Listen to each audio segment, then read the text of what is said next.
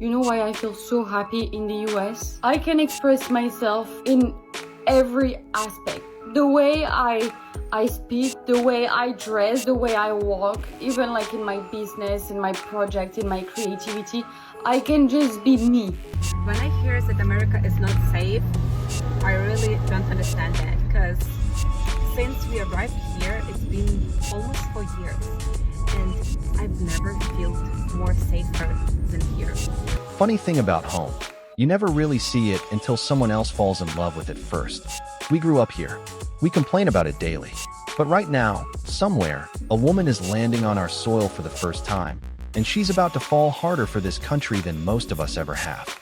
Today we're watching America hit different, through eyes from Ireland, Japan, Finland, France, England. And by the end, one of them says 4 words that might just change how we see our own country. Stick around for that one. Let's start with somebody who already knows the ending. She's not selling you a dream. She's 2 years deep into actually living it, and she still can't stop smiling about it every time she gets in the sea. To all the girls that are from the Northeast that moved to Florida, how happy are you? Because I moved to Florida 2 years ago. When I tell you it was the best decision I ever made, I'm not kidding. I am so obsessed with it here. I truly thrive here. Winters in Florida are so immaculate. You've been debating, considering moving to Florida, this is your sign you need to do it, because you will be the happiest human being when you get here. 2 years in, and she's still that convinced. Funny how the people who actually made the leap never stop sounding a little surprised they landed on their feet. Now here's someone who hasn't even landed on our soil yet, and she's already made up her mind about us before she's even touched down. This is not a controversial place in Finland, but I'm moving to America right this second because I'm absolutely obsessed with America, and Americans like, what is this thing about Americans not being cool? Like, you guys are so cool. What is this thing about Americans not being cool? Ma'am, we've genuinely been asking ourselves that question for years. Glad somebody finally settled it. Here's the thing nobody warns you about before visiting us. We will compliment your jacket 5 times in one afternoon, card you at the bathroom door, and hand you a Gatorade the size of a toddler, all before lunch, and act like that's completely normal. First impressions of America from a Scottish girl living in Amsterdam who's never visited America before. Cars are absolutely massive. My Apple Pay does not work here, so I've had to use my credit card. Everybody is not only very chatty, but very complimentary as well. I'm starting to wonder if Americans have never seen a little cropped brown fur coat before. I'm actually not kidding when I say I've had 5 compliments on it. 5 different people have come up to me to say I like your jacket. Nobody walks. I'm the only person walking on this street. I had a cookie earlier and it was literally the most American cookie I could have ever imagined. I know you can't generalise the whole of America, but I'm in Utah, in Park City. Internet on your phone doesn't work. Nobody pre-warned me about that. I had to download an app and then pay for an eSIM. Within about 30 minutes of being here and using my phone, I'd already clocked up €60 worth of data. I just went to a 7-Eleven and I got a Gatorade, and it's actually massive. Those little red fire hydrant things are actually a thing. Took a photo of one earlier, thought they were just for the movies. All of the houses look kind of fake. Look. I don't know, they're just all like too perfect or something. Love them though. I kind of forgot that you had to tip everywhere. I noticed this already more than once. The staff that work in stores, they say, "Hey, welcome in," when you walk into the store. Never heard welcome in before. I went into a bar just to ask to use the toilet, and I had to show them ID before I even used the toilet. I was like, "Oh, I don't actually want to drink anything, I just want to use the toilet, if that's okay." And he's like, "Yes ma'am, I just need to check that you're over 21. I was like, "I'm actually 33. Everybody seems like so genuinely nice and friendly and happy. It's very refreshing. Let me know if you've experienced any other differences, and also from the other way around. I'd love to hear about it. 5 compliments on one coat in one day. There's an old Lee. Kind words don't cost much, yet they accomplish much. We just happen to hand them out like they're free, because to us, they are. Quick pause. Because if you've made it this far, you clearly care about this more than you're letting on. So here's a little test of that dedication. Hit subscribe. Not because I asked nicely, but because every single day we're digging past the headlines to find out what the rest of the world actually thinks about this country. The good, the loud, the complicated, all of it. If that's the kind of thing you want in your feed, you already know what to do. Alright, moving on. Because it's about to get better. From the Sunbelt to the South, where apparently even our traffic has manners nobody taught it to have. I'm a Brit that is in Savannah, Georgia for the first time, and I'm going to do my first. I cannot start this video without talking about the trees in Savannah. These are the trees that are everywhere in Savannah. How amazing they are with the Spanish mix underneath them. I have never in my entire life seen trees like this. I'm just driving down the road and the trees are so big that they almost intersect each other and it becomes like an archway. It is gorgeous. I've never found trees to be charming in my whole entire life until I came to Savannah, Georgia. Next, Savannah at night time is the most ethereal, ultra-worldly place I've been to. I've got some videos of it at night time. It's incredible. I feel like Savannah looks the prettiest at night time. And again, that's the first time I've ever thought that of anywhere that I've been. It looks like you're in a magical jungle out of a storybook.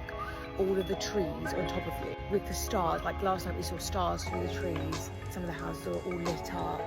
The next thing I noticed was that nobody beeps in Savannah. Obviously coming from Boston and London, everybody beeps. Beeping is like their favourite thing to do. In Savannah, I've sat behind someone that's at a green light and I'm 2 cars behind and the person in front of me will not beep them for love nor money. And it's been multiple times and it's just the most funny thing because I just think like, how long are we going to sit here and just not do anything about the fact that no one's moving? Forsyth Park here in Savannah is so quiet and calm compared to like the Public Garden and Boston Common. Very, very busy, especially in the summer, around rush hour. Here in Savannah, like we walked around and like, where is everybody? It was rush hour and it was me, Ollie and the dogs. The next thing is every block that you walk, you come into these amazing squares that all have historical meaning, which I've loved. Very similar to like the West End of London. We have similar squares too, like this. I have so many more, so I feel like I need to do a part 2. I will come back with part 2 of my first impressions. But so far, it's beautiful. Oh, and the people are so friendly. Actually, my dog's and some strangers that I'm going to come meet. Nobody beeps in Savannah. Let that sink in for a second. A grown woman flew across an ocean, and the thing that broke her brain wasn't the trees, it was patience at a green light. Drop a comment. What's the calmest town you've ever driven through? Now here's somebody learning a whole different language in real time. Not English, the other one. Small talk, the unofficial national sport. Okay, so here's my quick first impression on living in the US. I arrived to LA exactly a week ago, and this is my experience so far. First of all, people. They have been so amazing to me. Like, they're so kind, open, generous, and just there's this really positive energy overall that I really love about the people here. Hi. The people at my new job are just so open and welcoming, and I don't think I've ever felt this welcome at a new job, and I feel so happy to be here. Whoever I meet on the streets, like whether it's an Uber driver or a cashier or just someone, like everybody's just so positive. First time I went for a walk, after 2 minutes, some teenage boy just like waved at me. It was like, "Hi, good morning," and I'm like, that literally has never happened to me in Finland ever, and I love that. I just still need to learn to do a little bit of small talk. That doesn't really come that naturally for me. I kind of got scolded a little bit at Trader Joe's because I went to just ask for directions to the tofu shelf, and the person was kind of like, yeah, okay, just come on, like follow me, and also, good morning, how are you? And I'm like, yeah, sorry, good morning, how are you? Where's the tofu? I have like a million other things that I could share, but I'm running out of time, so if you want part 2, let me know. A teenager waved at her on the sidewalk, and it genuinely broke her heart open a little. Back home, never happens, not once. Over here, we hand out good morning like it's free, because honestly, it is. This next one's heavier.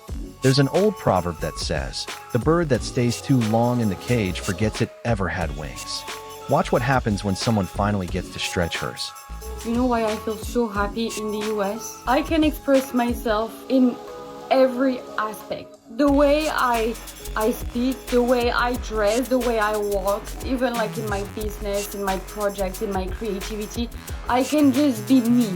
And you know, like, I went to the doctor and I have this diagnosis and I'm like, fuck this. And it's the consequences of what happens when you have to shrink, when you cannot express yourself, when you just have to check some boxes because you have to be that way or that way, and you cannot just be yourself, express yourself fully. When you feel that you're living in a cage, and this is what happens. I'm sorry, I love my country so much, but there's something that feels so off. 2 days ago, I was walking, and I had a shirt and I was not wearing bra because I don't need a bra and that's fucking it, and I don't need any justification. But people were just looking at me as if I was a problem, because that's the reality. When you walk here, people, they judge you. If you dare to dream too big or just to dream, it's not allowed. It's not allowed. You cannot really express yourself. And of course it exists also in the US. You have to check some boxes because in the end it's the cutest, the skinniest and things like that. Like, I'm talking to women especially who are going to win, but in the end, yes, in the US I can breathe. I can breathe there, and I don't feel this competition as much, like with women, as much as I can feel it here in France. That's why I love the US so much, and I don't fucking care about what other things about the US. Because even myself, I was like full of cliche before moving to the US, but then I moved there and I fell in love there. It was never my dream, but damn, it changed me so much. It changed me so much, and I'm deeply, deeply grateful for everything that happened in my life that brought me there. Damn, I love the US so much. She said it herself, it's not that we're perfect. It's that we let people exist out loud without flinching.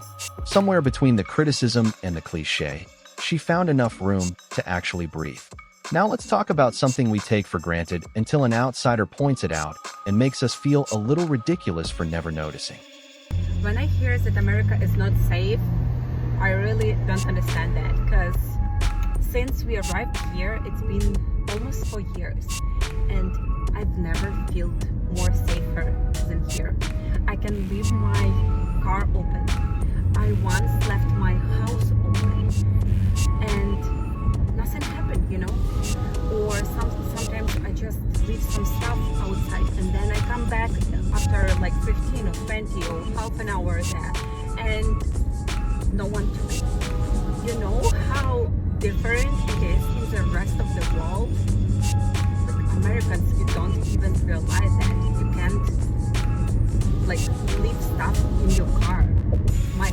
You can't leave your laptop in the car or your phone in the car, otherwise it will get someone will get into it and take it.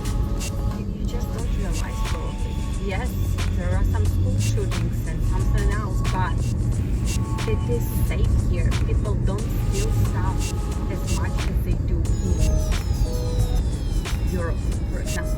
If you travel to Europe, oh my gosh, you have to be very careful. For years here, and she still can't get over leaving her car unlocked. Meanwhile, half of us are locking our doors twice out of pure habit. Safety's a strange thing. You rarely notice you have it until someone else points out that they don't. And if you do somehow get lost around here, buckle up, because apparently, we take that personally. I've taken myself on a little walk, and I just got a little bit lost around the golf course, and I just got reminded of something about Americans that is actually so complimentary. If you get lost and you stop and you ask for directions, an American will go out of their way to help you. They will walk you 7 blocks, they will point, they will describe, they will write in detail, they will take screenshots, they will send you emails. They are the nicest, most helpful group of people. When someone is visiting, or I don't know if you just have an accent or if it's like this for everybody, but I can tell you that on my first trip here and until now, and I've been here almost 10 years, this is one of my favorite things about traveling around America is they are always willing to help, always. 7 blocks, screenshots, full on emails, all for a stranger she'll probably never see again. Old saying, a candle loses nothing by lighting another candle. We just tend to do it with directions instead of matches. Here's a British woman who is genuinely, visibly disturbed by how nice we are to complete strangers in the best possible way. So American compliment culture is so intense that I don't know what to do with myself, but I love it. A couple of months ago when I was in Los Angeles, a young girl came up to me and said, "You're so pretty." And I almost died from the sweetness. In London, people don't just randomly compliment you. It's very rare unless they're drunk or something. But here in the US, it's like a regular thing. It's like you're looking for some way to just make this person's day. And it's so specific as well. Like, I love your hair, or I love your t-shirt, your smile is beautiful. Like real thoughtful observations, not something generic. I'm trying to adopt this because it certainly makes my day, and I want to make someone else's day. The British in me is like, don't be weird. But my heart is like, spread the joy.